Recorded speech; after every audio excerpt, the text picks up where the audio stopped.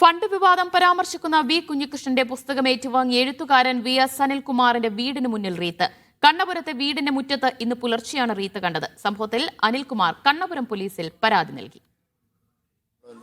Professor MN വിജയന്റെ മകനും കണ്ണൂർ സർവകലാശാല സ്റ്റുഡന്റ് ഡീനുമായിരുന്ന VS അനിൽകുമാറിന്റെ വീടിന്റെ ഗേറ്റിന് മുന്നിലാണ് റീത്ത് വെച്ചത്.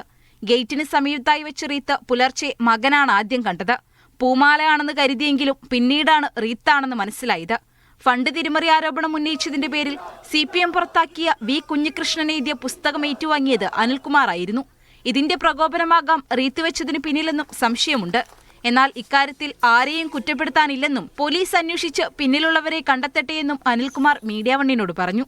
ഇത് ഒട്ടും ജനാധിപത്യപരമല്ല എന്ന് പറയാൻ ഞാനുണ്ട്. കാരണം എന്തെങ്കിലും വിയോജിപ്പുണ്ടെങ്കിൽ ഇക്കാര്യത്തിലല്ല മറ്റെന്തെങ്കിലും കാര്യത്തിൽ വിയോജിപ്പുണ്ടെങ്കിൽ അത് നേരിട്ട് സംസാരിച്ച് പരിഹരിക്കുകയോ അല്ലെങ്കിൽ തുടരുകയോ ചെയ്യേണ്ടതാണ് വിയോജിപ്പുകൾ എന്ന് പറയും. നേർക്ക് നേരെ ഒന്നും പറയാൻ പറ്റാത്ത ധൈര്യമില്ലാത്ത ആൾക്കാരാണ് ഇരുട്ടത്ത് വന്ന് പല കാര്യങ്ങളും ചെയ്തിട്ട് പോകുന്നത്. ഇത്തരം പ്രവൃത്തി മൂലം ഭയപ്പെട്ട് വിമർശനങ്ങളിൽ നിന്ന് പിന്മാറില്ലെന്നും അദ്ദേഹം പറഞ്ഞു. പുസ്തക പ്രകാശനത്തിന് പങ്കെടുത്തതിലെ വിരോധമാണ് സംഭവത്തിന് പിന്നിലെന്ന് വി കുഞ്ഞികൃഷ്ണനും പ്രതികരിച്ചു.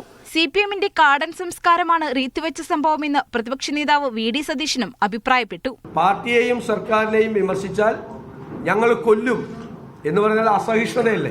ഇത് ചെയ്ത ആളുകൾക്കെതിരായി അതിശക്തമായ നടപടികൾ സ്വീകരിക്കണം. അനിൽകുമാർ നൽകിയ പരാതിയിൽ കണ്ണപുരം പോലീസ് അന്വേഷണം നടത്തുന്നുണ്ട്. മീഡിയ 1 കണ്ണൂർ.